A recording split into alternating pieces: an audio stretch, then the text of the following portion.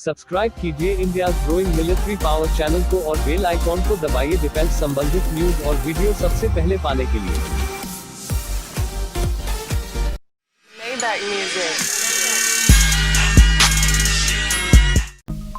6,000 ton वजन वाली अरिहंत श्रेणी की परमाणु बैलिस्टिक मिसाइल पनडुब्बियों का उत्तराधिकारी आगामी 13,500 टन S-5 श्रेणी की पनडुब्बियां होंगी।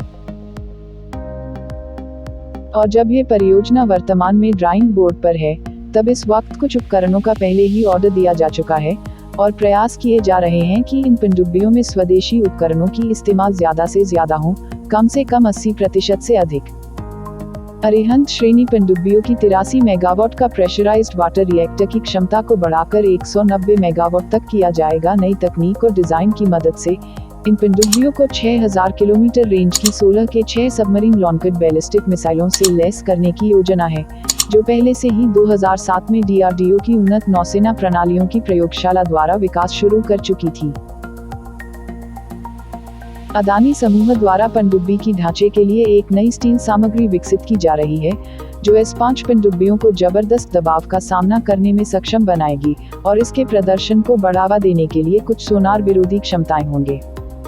भारत ने 3 S-5 श्रेणी की पनडुब्बियों के निर्माण की योजना बनाई है, जिनमें एक असीमित रेंज होगी और मुख्य पनडुब्बी को 2022 में निर्माण शुरू करने की उम्मीद है,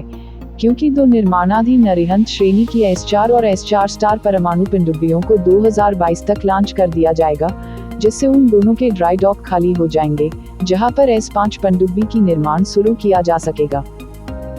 पहली S-5 पनडुब्बी के निर्माण में कम से कम 8 साल लगेंगे और 2030 तक इंडक्शन के लिए तैयार हो जाएगा।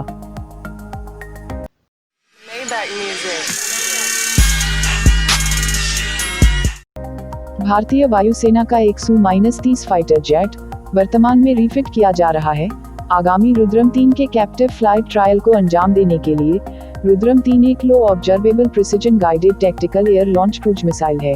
जो वर्तमान में DRDO द्वारा विकास के उन्नत चरणों में है। रुद्रम 3 को ड्यूल रॉकेट मोटर्स द्वारा संचालित किया जाएगा और इसकी मारक क्षमता 1000 किलोमीटर होगी और इसका वजन लगभग 1600 किलोग्राम होगा। यह 500 किलोग्राम का पेलोड ले जाएगा और long range stand of distance से प्रभावी रूप से दुश्मन की एयर डिफेंस सिस्टमों को बर्बाद करने के लिए भारतीय वायुसेना द्वारा उपयोग किया जाएगा।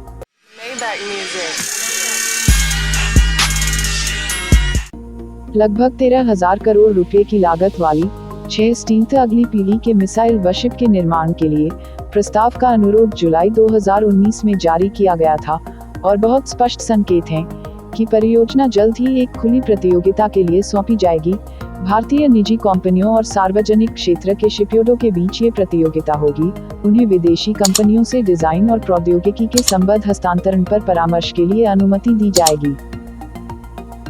6 अगली पीढ़ी के मिसाइल जहाजों में उन्नत स्टील्थ फीचर होंगे, जैसे कम रडार क्रॉस सेक्शन, लो अकॉस्टिक सिग्नेचर और magnetic signature electronic counter systems भी होंगे। यह मिसाइल जहाज़े 800 किलोमीटर रेंज की extended range BrahMos supersonic cruise मिसाइलों से लैस होगा। हाल ही में विकास की अनुमति पाने वाली 1500 किलोमीटर रेंज के स्वदेशी रूप से विकसित लंबी दूरी की जमीन पर हमला करने वाली क्रूज मिसाइलों के लिए 8 वर्टिकल लॉन्च सेल होंगे। इन जहाज़ों में विकास में रहने वाली स्वदेशी DRDO निर्मित vertical launched short range surface to air missile प्रणाली उपलब्ध होंगी। 360 डिग्री वायु रक्षा कवच प्रदान करने के लिए 15 किलोमीटर की रेंज के साथ एक स्वदेशी हल्के नौसैनिक बंदूक और एक क्लोज इन वेपन सिस्टम होगी।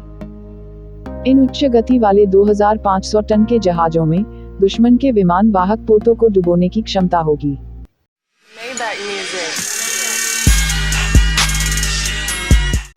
फ्रांसीसी नवल ग्रुप DCNS समूह भारतीय शाखा के अध्यक्ष और प्रबंध निदेशक ने कहा है कि अंतिम P-75 पनडुब्बी INS वागीशिर मज़गांव डॉक्स लिमिटेड में असेंबली लाइन पर निर्माण के उन्नत चरणों तक पहुंच गया है और 2021 में लॉन्च होने के लिए तैयार हो जाएगा। उन्होंने यह भी कहा, नई पीढ़ी के एयर इंडिपेंडेंट प्रोपल्शन प्रणाली और अधिक उन्नत हथियारों के साथ स्कॉर्पियन वर्ग के एक उन्नत संस्करण का ऑर्डर देना भारतीय नौसेना के लिए अधिक पनडुब्बी प्राप्त करने का सबसे तेज और प्रभावी तरीका बन सकता है। उन्होंने यह भी कहा कि नवल ग्रुप DCNS समूह DRDO के साथ भी काम कर रहा है ताकि P-75 पनडुब्बियों के नॉर्मल रिफिट के दौरान स्वदेशी एयर इंडिपेंडेंट प्रोपल्शन प्रणाली की संयुक्तिकरण के लिए तैयार हो। अत्यधिक 40 कुशल भारतीय सूक्ष्म लघु और मध्यम उद्यमों से प्रभावित होते हुए, जो वर्तमान में P-75 पनडुब्बियों के लिए उपकरणों की आपूर्ति कर रहे हैं, फ्रेंच कंपनी ने इन भारतीय कंपनियों से फ्रेंच नौसेना के निर्माणाधीन पनडुब्बियों और फ्रिगेट्स के निर्माण के लिए नवीनतम उपकरणों की खरीद शुरू कर दी है, जो कि आने वाले दिनों में भारतीय उद्योगों के लिए एक बहुत बड़ी मील का पत्थर साबित हो सकती है।